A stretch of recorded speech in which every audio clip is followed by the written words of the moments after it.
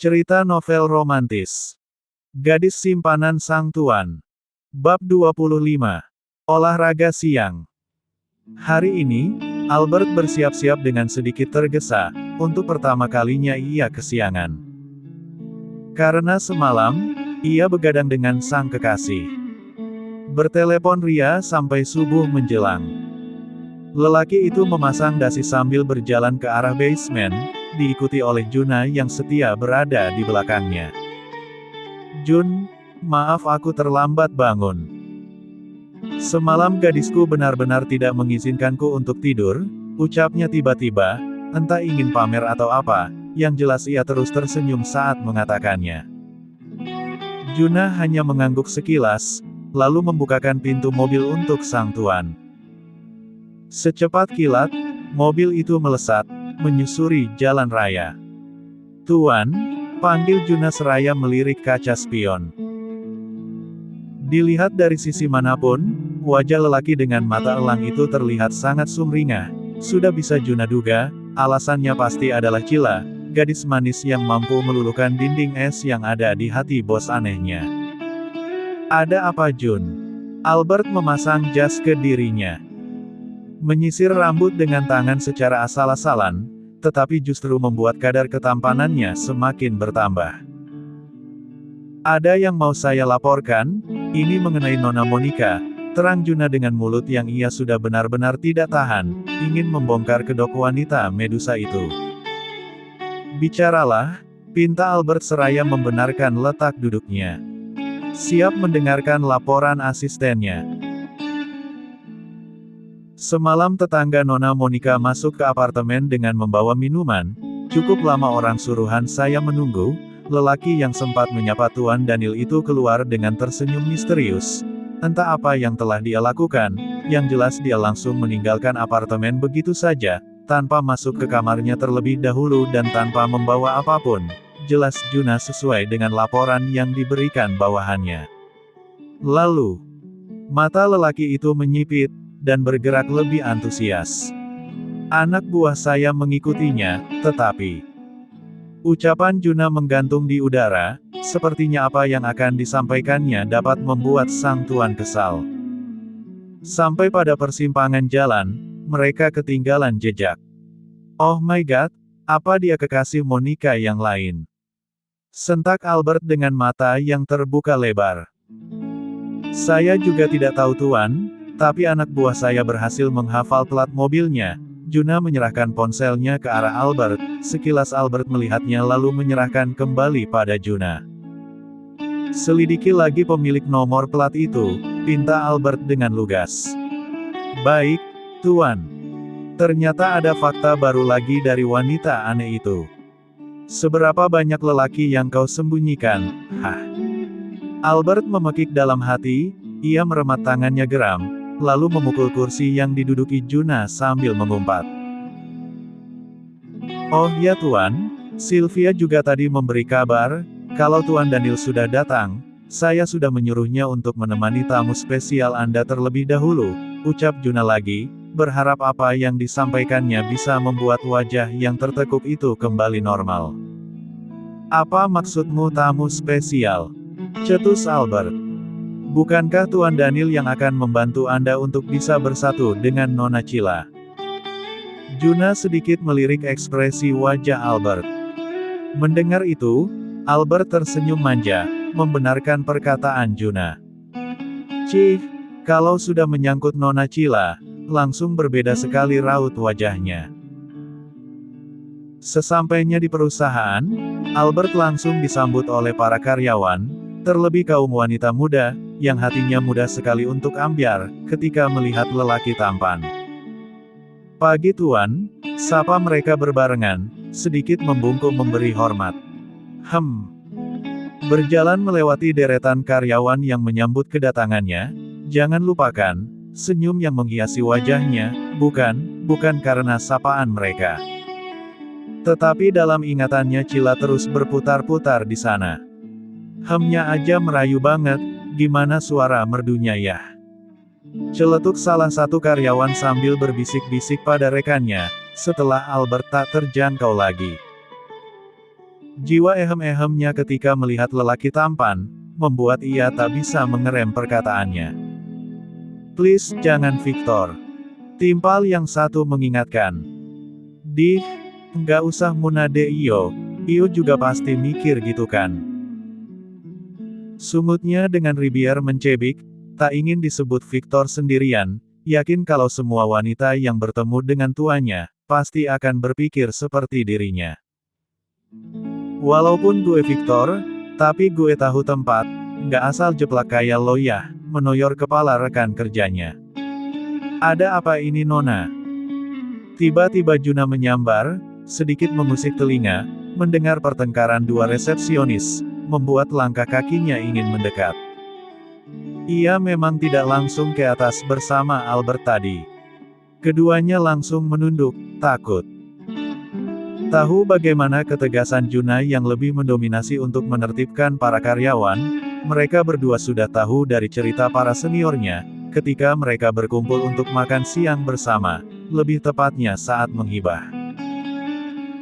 "Maafkan kami asisten Juna, kami hanya sedikit mengobrol tadi," ucap resepsionis satu memberanikan diri, padahal kakinya gemetar walaupun hanya sekedar ditanya seperti itu. Juna mengamati dua wanita cantik itu, sedikit tahu kalau keduanya tengah ketakutan, ia mendengus, "Baiklah, setelah ini gunakan mulut kalian untuk bekerja, bukan untuk berbicara omong kosong, mengerti?" "Mengerti Tuan," balas keduanya kompak. Sylvia, wanita cantik yang menjabat sebagai sekretaris Albert, keluar dari ruangan lelaki itu, karena tugasnya menemani tamu sang tuan telah usai. Sebelum benar-benar menjauh, Sylvia meminta berbicara sebentar dengan Albert. "Ada apa?" tanya lelaki itu tanpa berniat melirik sedikitpun. Memasukkan kedua tangannya ke dalam kantong celana. Sylvia berbicara pelan, karena kalau ia meminta untuk berbisik-bisik, rasanya Albert tidak mungkin menyetujui idenya. Dan ia cukup tahu diri. Sejauh ini, Sylvia memang lebih dekat dengan Juna, karena lelaki itu lebih bisa diajak kompromi, daripada lelaki yang ada di depannya. Albert sedikit menyeringai mendengar ucapan sekretarisnya, lalu ia membiarkan wanita itu masuk ke dalam ruangannya yang berada tepat di depan ruangan Albert. "Pagi Tuan Daniel, maaf membuatmu menunggu," sapa Albert pada lelaki berparas kebule-bulean yang tengah duduk di sofa. Lelaki itu langsung bangkit, begitu mendapati sang pemilik ruangan telah datang. Daniel mengulum senyum.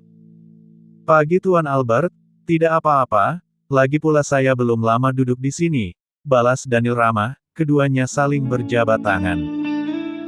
Namun, saling berkata kesal dalam hati. Tak mau membuang waktu, pembahasan tentang proyek yang akan mereka kerjakan pun berlangsung. Albert bisa melihat, bagaimana potensi Daniel yang masih begitu dangkal dalam dunia perusahaan, itu terbukti dari kurangnya Daniel menangkap tentang apa yang ia jelaskan, hingga cukup lama mereka berbincang, akhirnya kesepakatan dapat mereka raih.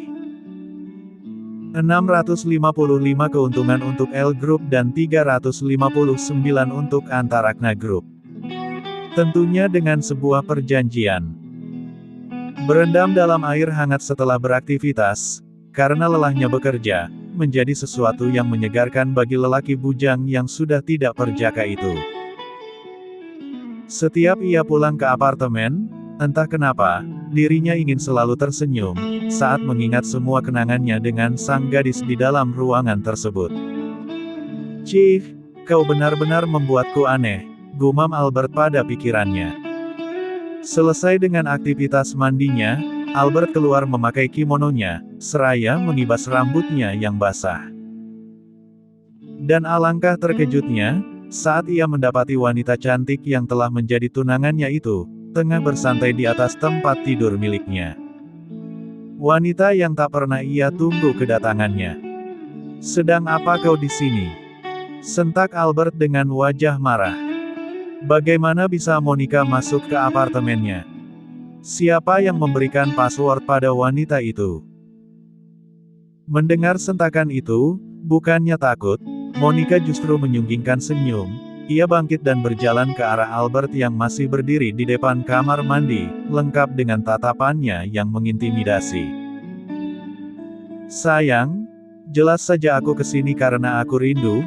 Aku ini kan tunanganmu, yang sebentar lagi akan jadi istrimu," ucap Monica tanpa beban sedikitpun. Bahkan terdengar seperti seorang wanita yang tengah ingin dimanja oleh kekasihnya. "Cih, jangan mimpi bisa menikah denganku, karena sebentar lagi, aku akan menendangmu dari sisiku," cetus Albert. Sayang membuatku takut. Apa itu semua karena gadis manismu yang bernama Cila?" Pancing Monica dengan wajahnya yang menyebalkan. "Itu tidak ada hubungannya dengan dia," Albert bertolak pinggang, semakin geram menghadapi wanita, yang begitu tebal muka di depannya. "Baiklah, kalau bukan karena dia, berarti aku masih punya kesempatan untuk mendapatkan hatimu bukan?" Jari jemari lentik itu sukses mendarat di dada Albert, tetapi secepat kilat Albert mencekalnya sebelum Monica bergerak dan bermain di sana. "Jangan berani menyentuhku sembarangan, atau tanganmu akan hilang." Monica meringis, saat tekanan yang Albert berikan benar-benar terasa menyakitkan. Sepertinya lelaki itu memang tidak main-main dengan ucapannya, ia segera menarik diri hingga cekalan itu terlepas. Namun hal itu tidak semata-mata membuatnya mundur, dengan seringai Monica memajukan dirinya, untuk meraih ribier tunangannya tersebut. Yakin, bahwa sentuhannya akan mampu meruntuhkan benteng pertahanan Albert. Lelaki itu membelalakan matanya, saat ribier itu tiba-tiba menyapa ribiernya, bahkan wanita itu menahan kepalanya kuat. Namun, bukannya terlena Albert justru menggigit ribier Monica, hingga ribier itu terlihat sedikit mengeluarkan darah. Dan dengan sendirinya wanita itu melepas kecupannya. "Beraninya kau!" bentak Albert dengan mencengkram kuat leher Monica. Dan membawa wanita itu mundur, hingga merapat ke tembok. Seringai tipis muncul di ribier wanita muda itu, apa yang Albert lakukan seolah tak membuatnya takut sedikitpun.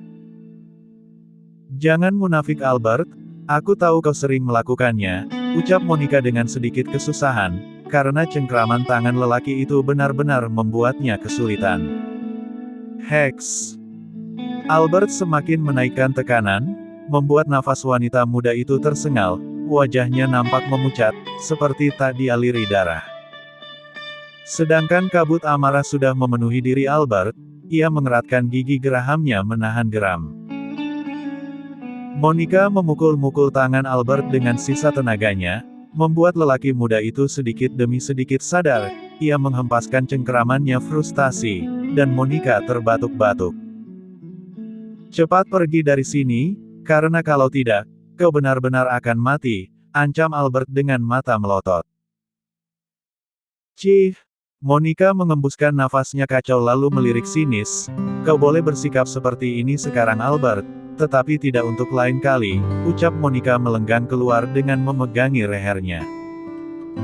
Membawa kemarahan yang menggunung, siap untuk dimintai pembalasan.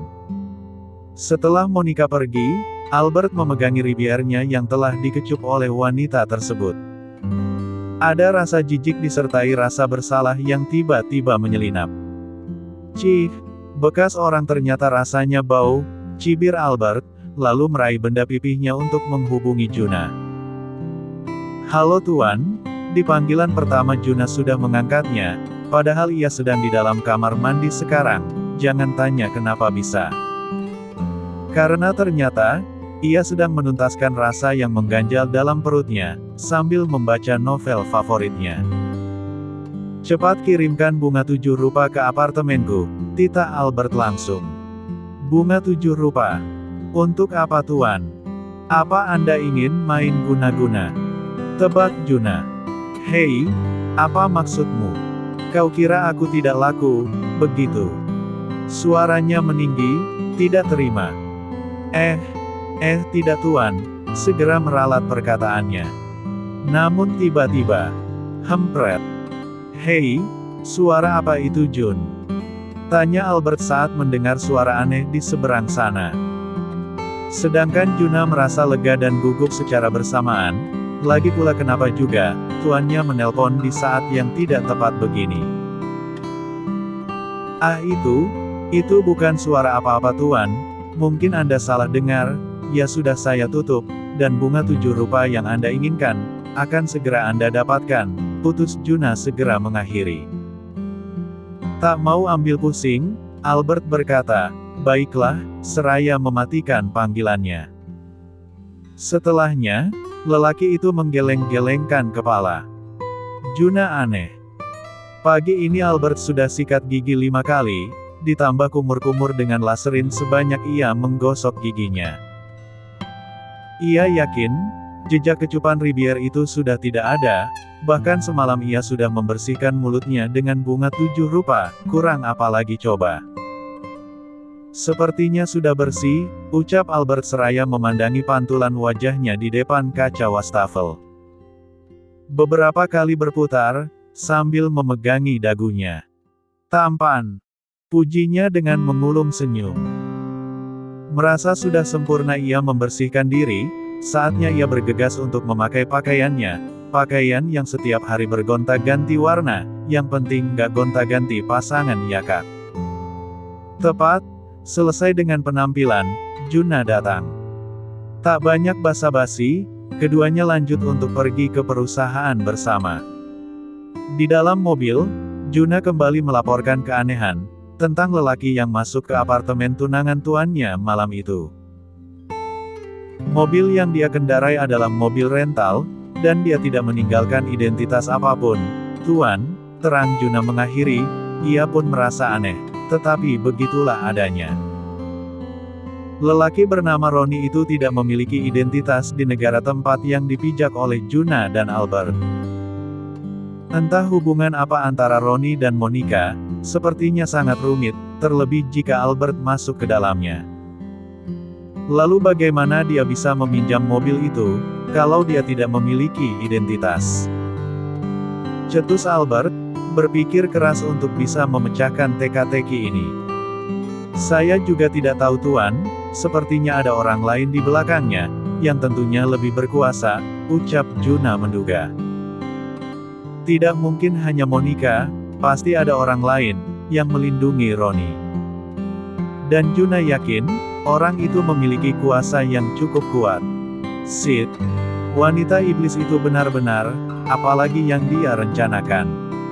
Kesal Albert mengumpat seraya meninju udara. Anda harus tenang tuan, karena secepatnya proyek dengan L Group akan kita garap, dan Anda bisa memanfaatkan Tuan Daniel, terang Juna, menenangkan sang tuan yang suka emosian. Albert menghembuskan nafasnya frustasi, mencoba untuk tenang. Ia mengangguk, membenarkan ucapan Juna. Daniel adalah harapan satu-satunya untuk membongkar semua kebusukan Monica di depan kedua orang tuanya. Albert dan Juna sudah turun sampai ke lobi perusahaan untuk makan siang, tetapi langkahnya terhenti begitu gadis berponi, dengan paras cantik melenggang ke arah keduanya. Kakak, sapanya dengan riang, tersenyum menunjukkan gigi depannya yang putih dan juga rapi. Albert terlihat memasukkan kedua tangannya ke dalam kantong celana. Memandang dengan seulas senyum, gadis manis yang sudah berdiri sempurna di depannya. Halo kak.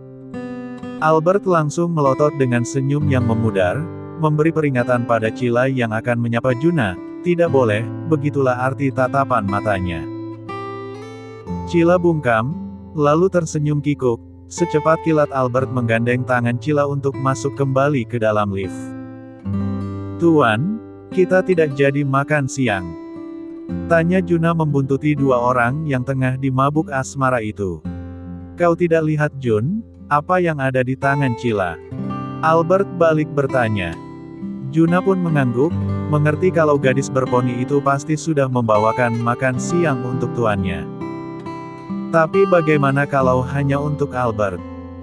Albert meraih paperback yang ada di tangan Cila, lalu menyerahkannya pada Juna.